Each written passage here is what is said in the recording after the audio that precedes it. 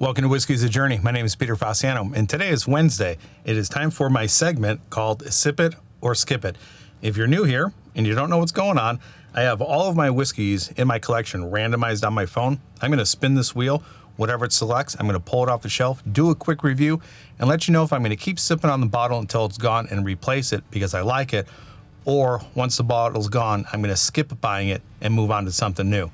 So let's go ahead and spin the wheel and see what we are reviewing today. No volume. Hopefully this will start to focus. Still trying to figure out all of my settings for the new camera and lens. Let me know how this looks to you guys. And today we are doing Naked Malt. This is going to be a blended malt Scotch whiskey, and I think it's going to have some sort of finish to it. I'm not exactly positive, so let me go ahead and pull it off the shelf and pour it. All right, so here we go. This is Naked Malt. Just like always, all the information for the whiskey or the Scotch is right here. Extra matured in naked first fill sherry casks. So there we go. I was right. There is some sort of sherry influence in here. I also have my sip it or skip it. Holy cow, that was a lot. So I have my sip it or skip it tallies up here as well. I also have a document in the description below that gives you a chronological history of all of my episodes up to this point. If you are new to this channel and you kind of just stumbled upon this and you like this information, do me a favor and subscribe to the channel. Turn that bell notification on because I produce videos every Monday, Wednesday, and Friday. And I also have a continuing monthly giveaway. If you're interested in that, just read the rules to that giveaway in the description below. This looks pretty thick, pretty viscous. Let's go ahead and get it on the nose. It's malty and it has a lot of dark sugar raisin notes to it. If you are new here, I just need to let you know that I am a sucker for a pretty good sherry finished whiskey of any kind. I really do like those figs, dates, raisins, and plum that come along with Oloroso sherry finished, Oloroso matured, or Pedro Jimenez finished or matured whiskeys. Straight across the board, I like them all. This has a high content of sugar along with the figs, dates, and plums. And of course, the raisins are there. It smells like it's going to be a very heavy, rich, viscous, thick whiskey. At least that's what the nose tells me. But the palate, sometimes does not match the nose.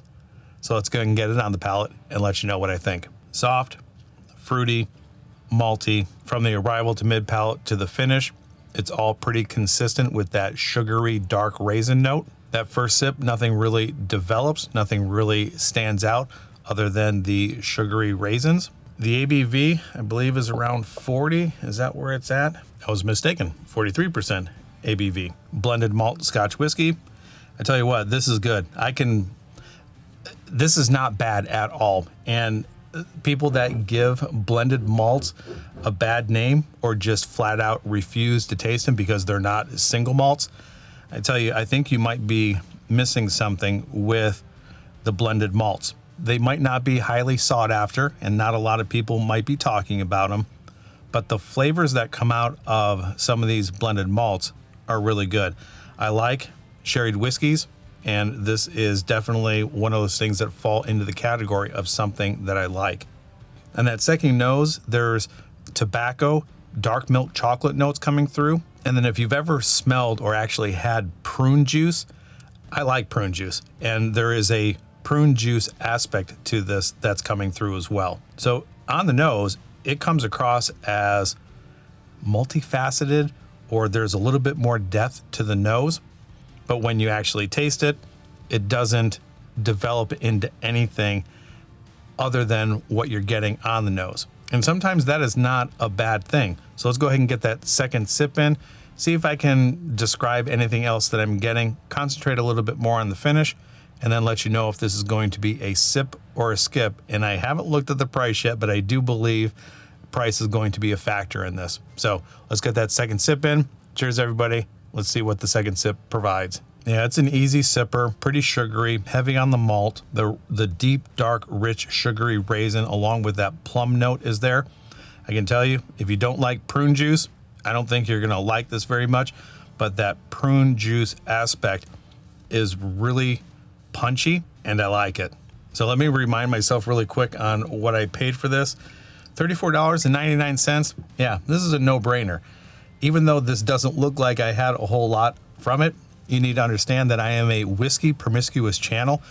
I'm trying all sorts of whiskey: Irish, American single malts, bourbons, ryes, Japanese, peated scotches, single malts, blended, all across the board. I'm constantly tasting so many things that I don't really go back to bottles. If you look at, I don't know if you can see behind me, but if you look at the levels of the bottles that I have, there's about this much gone in just about everything that I have. I take them to my brother-in-law's house.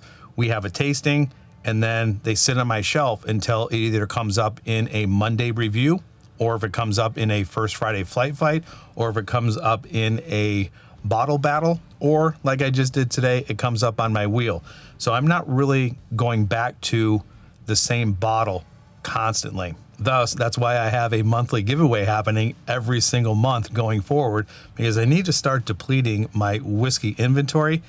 And I think that giveaway is one of the things that is starting to diminish, or at least lower the levels of some of my bottles based on what people end up liking and wanting in the giveaway. So enough of me talking. Is this going to be a sip or a skip? Well, I can tell you that I really do like these flavors that are coming through, and at the, right around $35 mark, probably around 37 with taxes, and I'm in Phoenix, Arizona. I think this is a bottle worthy of trying, but I don't think, based on my particular situation that I have here, I will replace this. So even though I'm going to say that this is a skip, I don't think this is a bottle that should be ignored.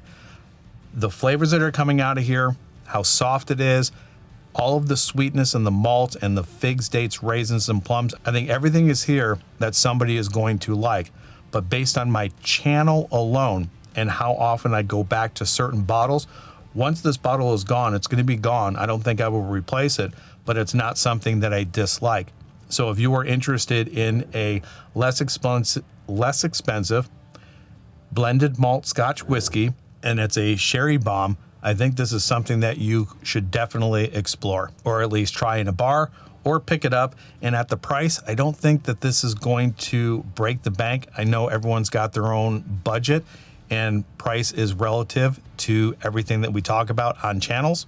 But I truly, honestly do believe that this is going to be a good bottle to take a look at if you're interested in a sherried whiskey. I'd be curious to hear from you. Let me know in the comments down below if you've ever had this. Let me know what you think of it in the comments down below. And that's where I'm going to leave it.